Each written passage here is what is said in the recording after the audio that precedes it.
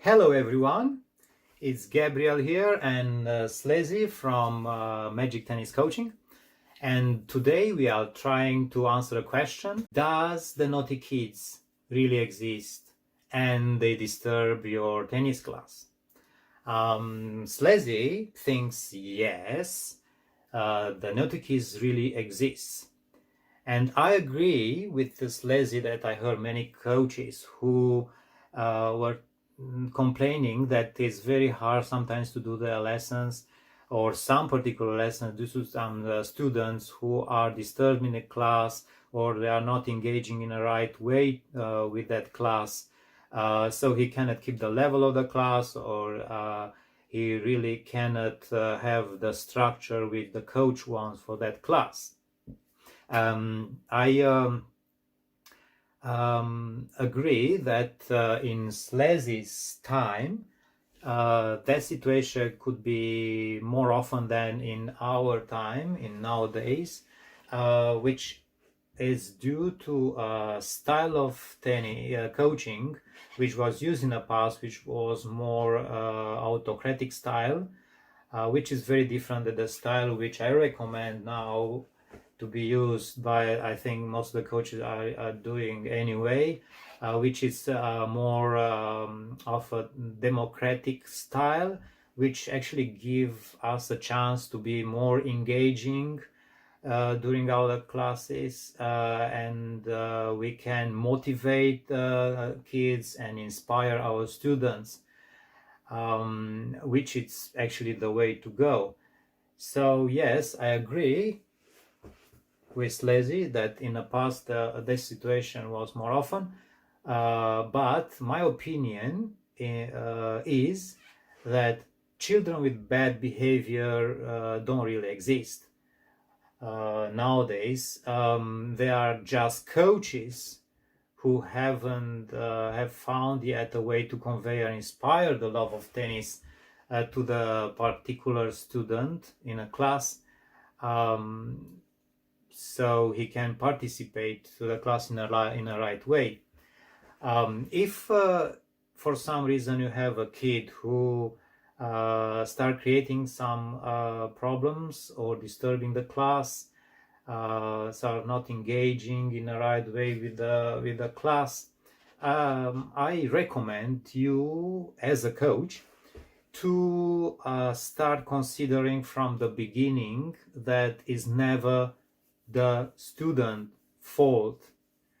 That student might have a bad day, or he feels sick for that day, or sometimes some kids can be victims of bullying at school, which can make them to behave in a different way. So whatever the reason is not the kid fault.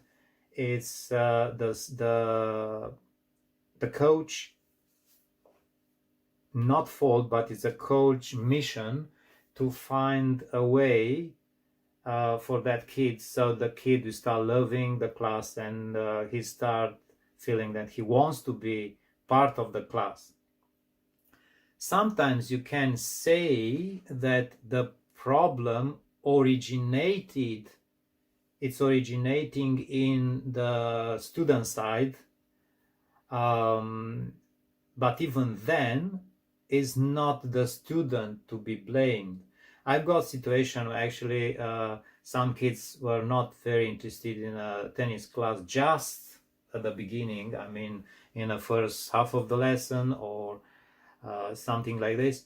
Then the reason why that happened is because that particular kid was brought to the tennis lessons without him asking to come to the lesson. So he maybe have no connection with tennis and he never thought he wanted to do tennis. But so often there are parents who are heavily in love with tennis and they want their kids to do tennis, and they bring them to the tennis courts before actually them to try to inspire them and to make them really want to do that.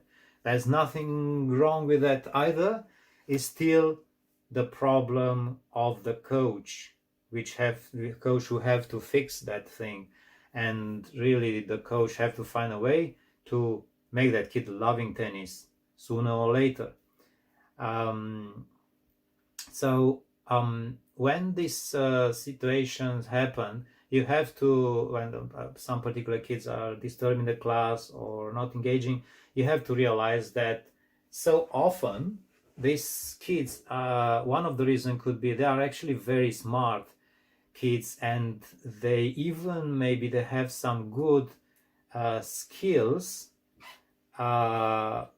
which can help them to do very quick progress in tennis. So the reason why they feel bored during the lesson might be really that because they can understand much faster than others what they need to do, and they can do straight away what they need to do, and then they feel like bored just looking to others and waiting for them to catch up with him. In that case, the coach have to notice these differences between the kids and have to adjust the level of the lesson, so it can be somewhere in between, so it can be good for all skill levels in a class. Another situation when some kids are behaving strangely, or they try to disturb others, or not doing tasks which they were asked to do, so often it's because they want to get more attention for some reason. We don't know what's behind of that. They have problems at home or at school, as I said, could be different way, or they're frustrated because of something that kids want more attention. We always can find more information by talking with the students and asking them what they like, what they don't like, and ask the parents as well to help us to understand better what's happening around, and helping you to improve yourself and to improve the lessons, so the kid can be more involved in the class. In the same time, very important information which you have to find out from parents and kids, it's actually what are the sports they love most. If you find that sports which actually they feel they are better, and tennis is just something which just started, it's opportunity for you to try to customize the lesson in a way that you can bring some of the skills which that kid has got from other sports to bring them in that class. So he suddenly feel, oh, actually I'm not that bad, actually I am just started, but I can do this and this and this. So as example, if a very beginner class, 4 or 5 years old, 6 years old kids, some of them are basketball or like football, soccer, or rugby, you can do, let's say, instead of the drill, which is like dribbling the tennis ball with the racket between cones, you can decide, okay, let's do this with a soccer ball or basketball ball, which will make some kids from the class to feel that, oh, actually this is something I've done in the past. Or you can customize some of the training, physical training or exercises of games, which looks more games done by other sports. So in that case, the kids suddenly can be more engaged. Or other example, if a kid wants more attention, you feel this one more attention, that's why it's disturbed in the class, you will have to find a way, so you need to give sometimes him more duties and responsibilities inside of that class. Let's say if he doesn't want to pick up balls and making big fuss about picking up balls, and other kids are okay, you just have to create something around this picking up balls things which make more engaging.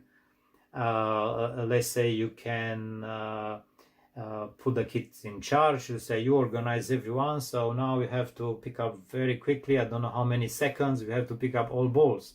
And then to see who you can make like a games, like a contest, who's picking up faster a certain number of balls, and you decide after that what is the award for the winner of that contest. And because the kids want to be important and I feel they have a contribution to that lesson, you can say, okay, who's winning this?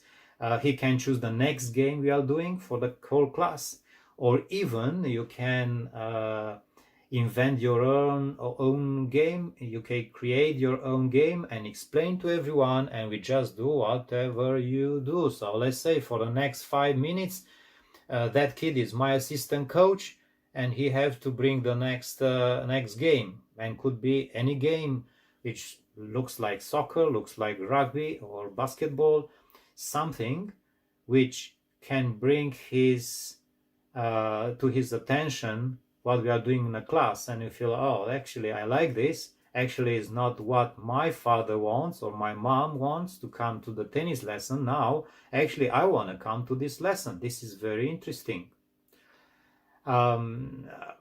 So we as a coach have to be very dynamic and notice exactly what's happening in a class and try to be creative and change things before things get worse.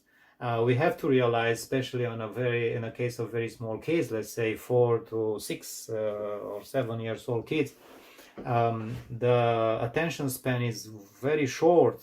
Sometimes it's just so it could be between 5 and 10 minutes or 15 the most. So you have as a coach to be prepared to switch to the next activity, and you know exactly what we are doing as the next activity before the kids start being bored with the activity they've done before, just because the attention span you reach their attention span with that activity, so they cannot focus anymore and they just want something else.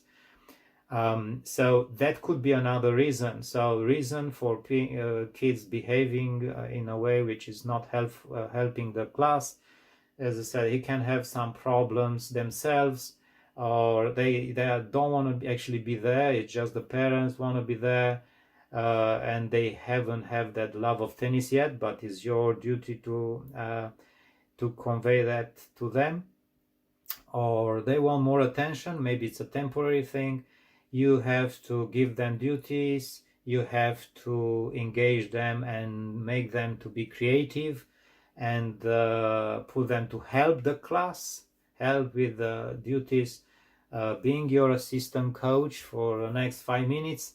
All these things can work quite well in this kind of cases. So if you've done the right thing as a coach, at the end of the lesson, if somebody is asking you when your students, if it's any student who created any problem, you really have to be able to say, oh, I don't remember anything. Everybody is very well engaged, and at the end of the lesson everybody say, oh, we already finished the lesson. Yeah, we finished, it's already 1 hour, we need to go home. That's a good sign when the kids are disappointed that actually the lesson just finished and they need to leave. And you said, don't worry, you can go now with the parents, you can practice, you do this and this and this, give some homework to the kids, you can practice before you come next time, and I'll be happy next time to see what you've done while you been in this period between the lessons and what you achieve, and what we can bring back to the class next time. And the kids who are problematic or something, you still can keep them engaged and ask them, next time when you come, I want you to bring us a new game or a new something which we can work with. Give us ideas, and they will be actually help everyone, and everybody will feel engaged. So as a conclusion, I want all of you to realize, or I hope you agree with me, that actually the children with bad behavior don't really exist. It's just a situation with they creating is just an opportunity for the coach to improve and to do better things during his class. And advice for the parents is to always trust the coach and to believe that if a coach haven't found yet a solution for the first lesson or second lesson, he's still thinking, and he might come with something in the next lesson or two. But anyway, I consider that shouldn't be more than 3 or 4 lessons until any student, regardless how bad some people will think it is, he's getting engaged with the lesson and is doing the right thing.